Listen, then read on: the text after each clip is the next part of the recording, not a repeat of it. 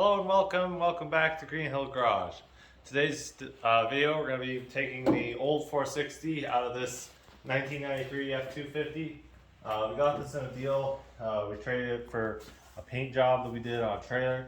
The block, somebody pulled it apart before, so we're not sure if it's usable or not, but we have another 460 block anyway.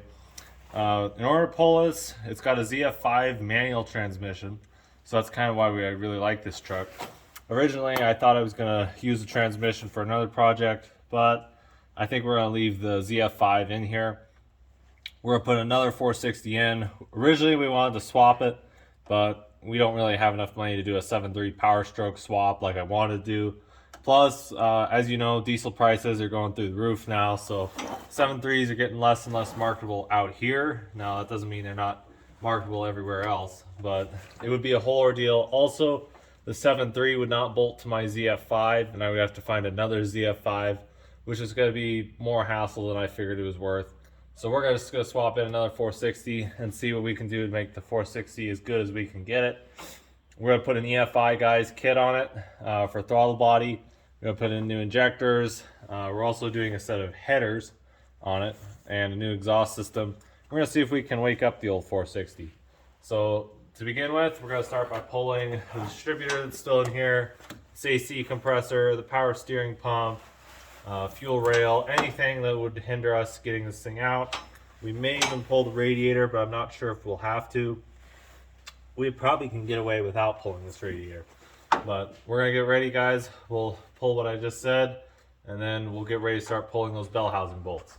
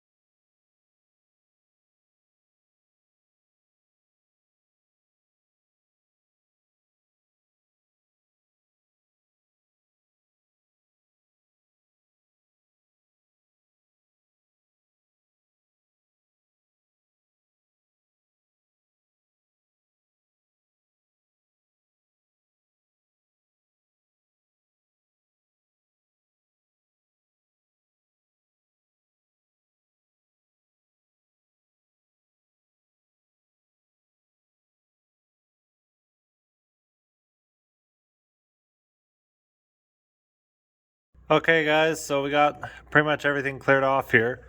The only thing that we have left to do is I haven't decided if I want to pull that cylinder head or not. Look at that dirty cat. Good thing I don't care about this particular motor. I think what we ought to do is pull the head because the other head is already pulled, so it's going to lift weird.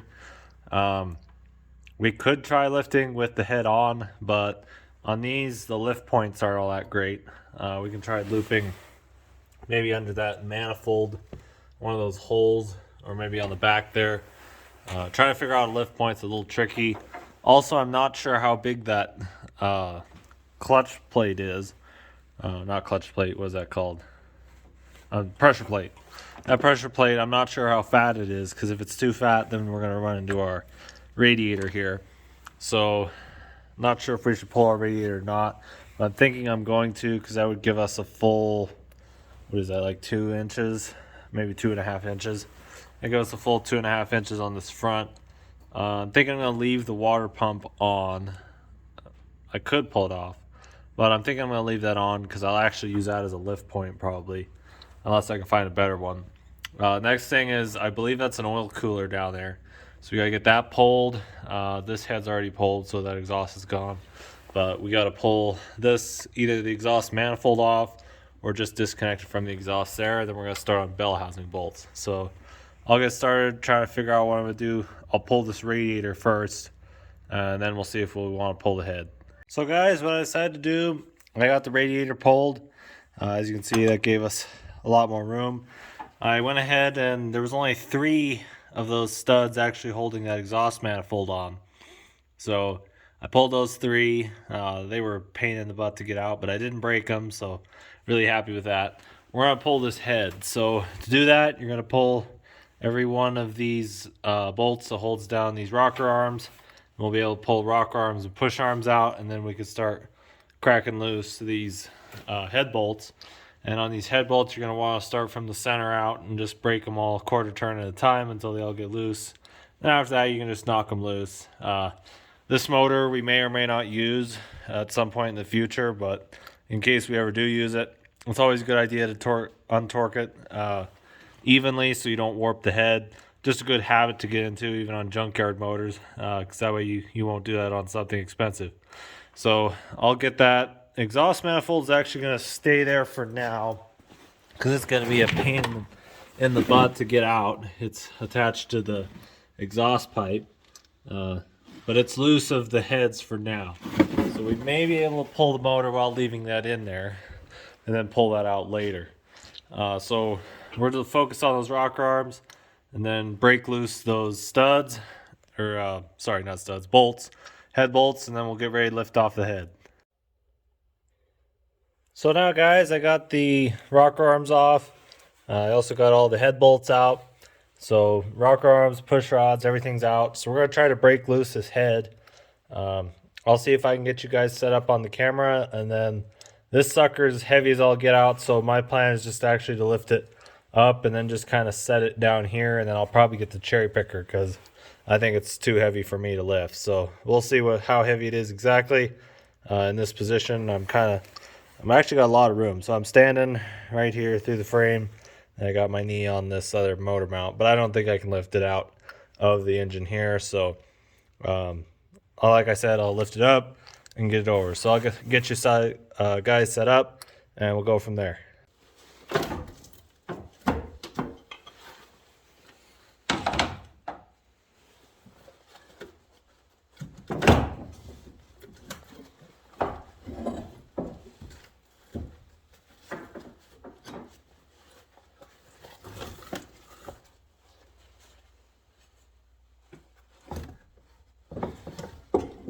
So, looks like we got something bound up here on the back.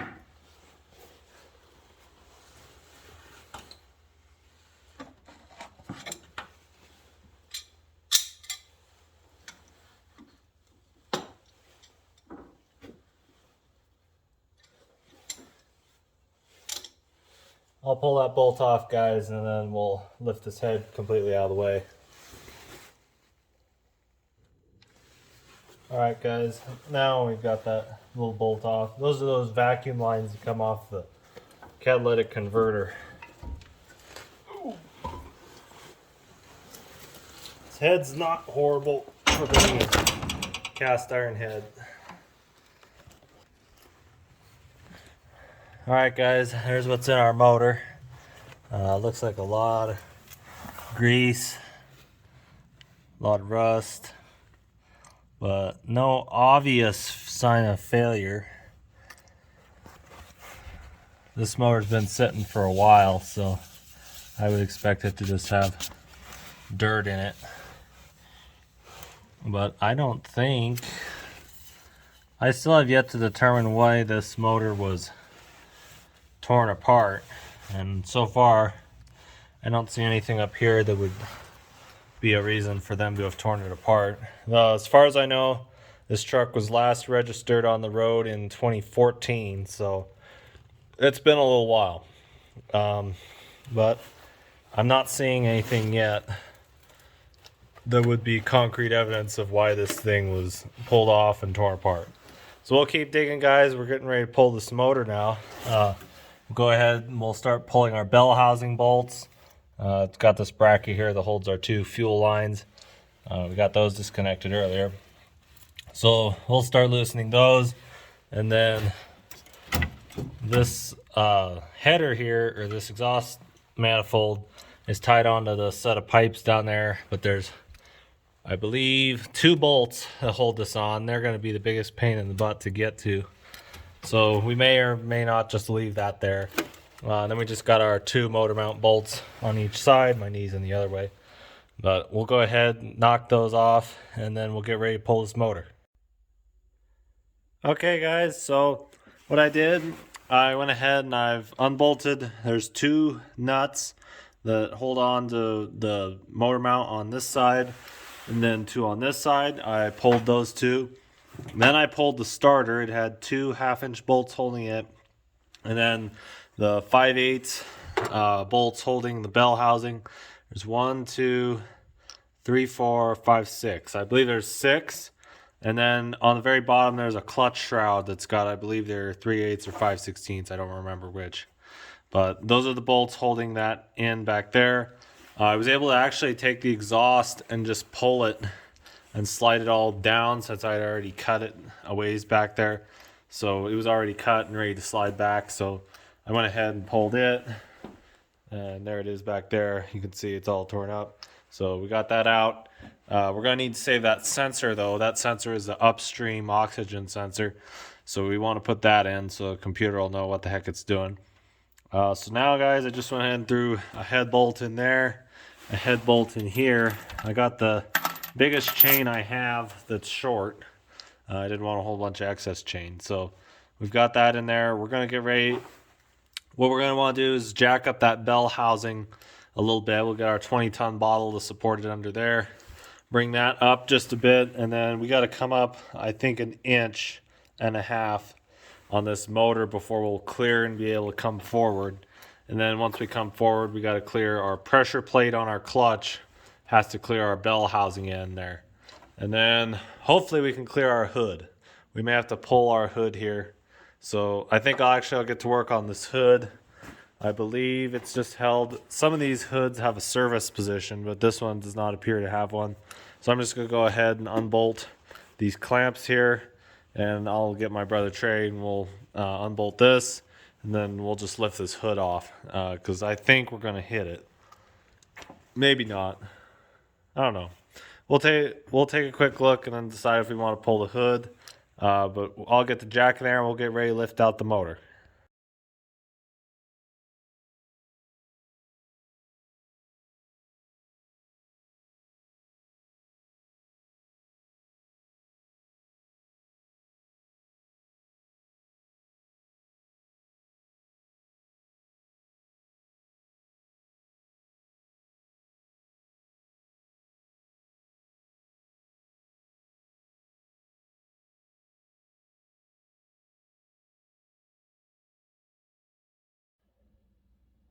Well, there we go, guys. We got the engine out. This thing, it weighs a gob. I don't know what it weighs. It's not as heavy as that Duramax that we pulled a while back, but it's pretty heavy. So as you can see, just held on by some dowels. This one was really sticky. My guess is it's never been apart, or if it's been apart maybe once in its life. So as you can see, really stuck together. Those dowels are steel, but the case is aluminum. So aluminum case on, I believe this backing plate is a steel backing plate. So that didn't really help our cause. But we got it off anyway. Can't really tell yet what this clutch and pressure plate are looking like. They don't look too worn out to me though. So maybe this clutch has been out a time or two. We're going to put a new clutch in. So not going to worry too much about the old clutch's condition. So the next step is to get it up on the stand here. We got to take that pressure plate, clutch, and flywheel off. So we'll take those off and then we'll be all set on that. And that's just about ready to start tearing down on the stand. So that's going to be it for this segment. And we'll get back to you guys when we have it on the stand. So guys, I went ahead and pulled the pressure plate and clutch. It's actually pretty heavy. Clutch actually looks not too bad. It's worn, but it's not burned up. I don't see a lot of heat marking on here as far as slipping. What I do notice is this pilot bearing, all the little rollers just sheared right out of it. So this bearing is absolutely trashed, and that would definitely make a pretty bad screaming noise. That may be why they pulled this motor apart. They thought it was something else, could be that way. We just still got to delve into this motor and figure it out. But we've definitely found a problem there. Also, the throwout bearing on the clutch was in horrible shape. It still spun, but it was very, very rough and very grinding and gritty. So we go ahead. We got to pull this flywheel next, just these 6 bolts, and then we'll be ready to throw it on the stand. All right, guys, we got it on the stand. Got the flywheel off. It's a very heavy flywheel. As you can see, our shop floor is just filthy now. Been trying to clean it, but that's kind of a losing enterprise. So I went ahead and pulled these lifters out once we got on the stand. We just went ahead and ran some bolts through on this bell housing. So it's pretty solid on there now. But I got those off, and then I put a breaker bar here on the crankshaft snout, and we have movement.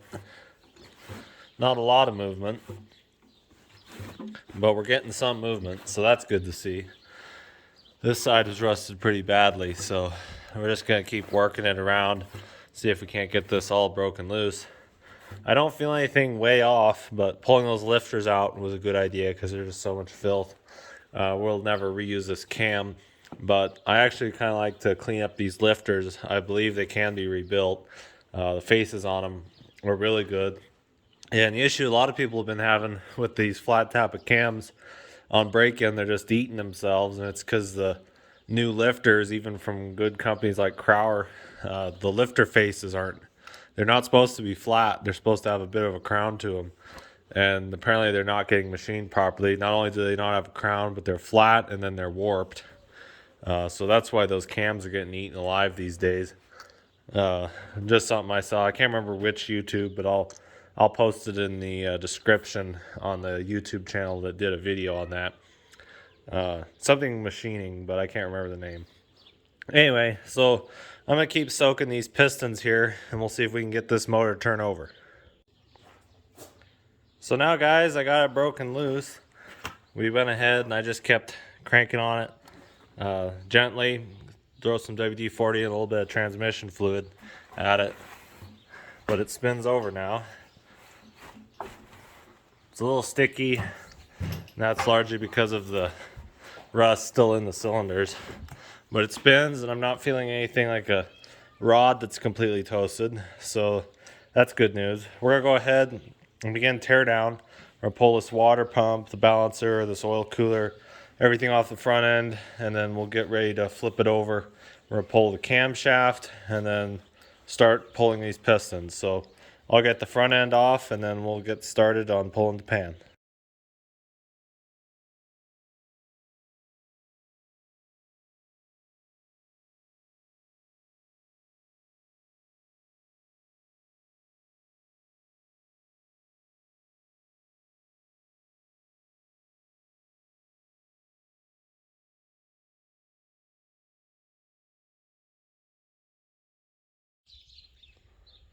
So guys, what I tried to do was use a regular harmonic balancer puller, and I didn't have any of the bolts that were the right thread pitch for this. I don't know how that happened, but I'm going to use my 2-jaw puller here, and I started pulling. I put a bolt in there to protect the threads.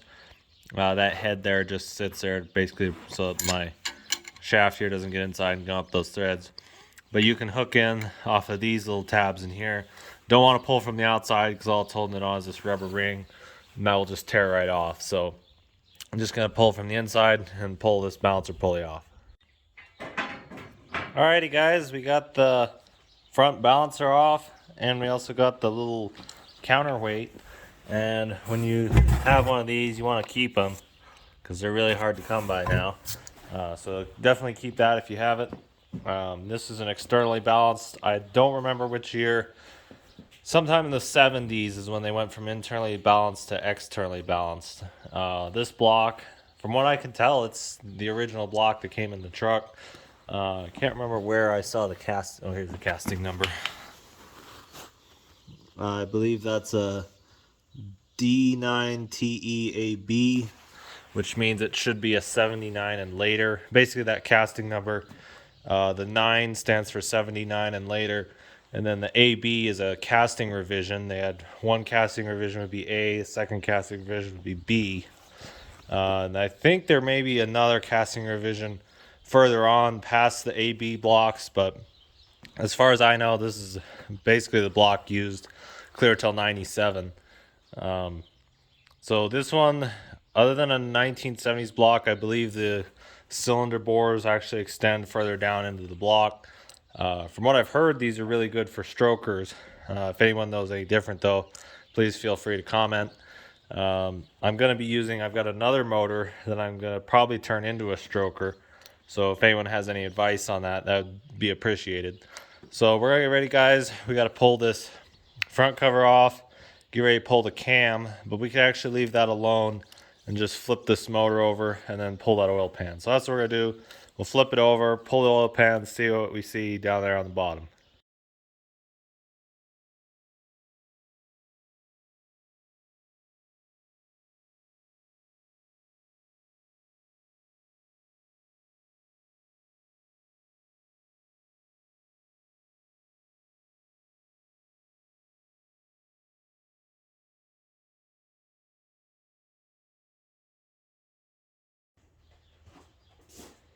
So there we go, guys. We got the pan off.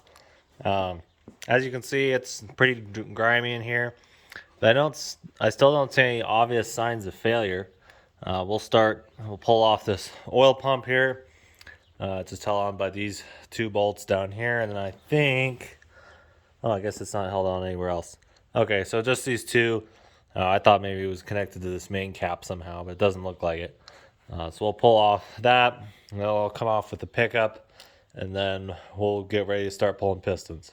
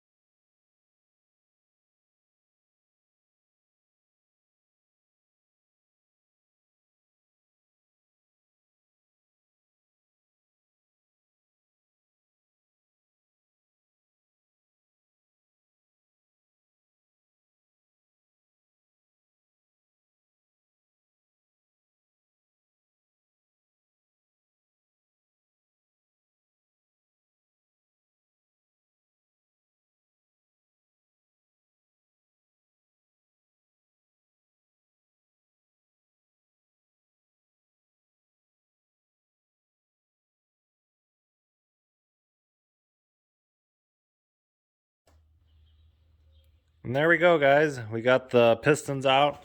Um, Once I pulled this number 8 piston, I could tell right away this crank is going to need reground. The scoring is just too deep. I don't know if I can get that to focus any better, but basically you can feel it pretty distinctly with your fingernails. Got one of the bearings over here. As you can see, that's got some pretty deep scoring to it. So this crank, we're going to try not to use the machine shop for anything. So that's why I have another crank back over there on the shelf that's all ready to go. So we'll be dropping that crankshaft in instead of this one, because this one really does need some machining done to it. Okay, guys, so my camera actually ran out of storage space, so I got to make this quick. Basically, I pulled this crankshaft off camera because for whatever reason my internet speed is so low I can't even upload to the cloud, so I got to find a way to clear off my phone. But basically, I pulled this crankshaft. I'm seeing a wear on that front main bearing, but none of the other main bearings look bad. So this block looks really good. I pulled the front cover. It was just 3 7/16" bolts. The cam came out. Those cam bearings don't look bad. They've got some oil deposits on them, but they're not completely trashed. So that's good. Of course, I have new cam bearings, so it doesn't really matter. Block looks good. So the last and final step is going to be washing this thing off. I think I'm going to try Garage Goblin's trick with electrolysis. If you haven't checked out his channel, go ahead and give that a quick look. He's got a really good way of cleaning engine block. So I think I'm going to try that setup instead of pressure wash and hot suds. We may do pressure wash and hot suds to begin with, but the electrolysis I think will work pretty well. So that'll be it for this video, guys. Be sure to check out our other content on our other videos. We have the Raptor video, should already be out by now.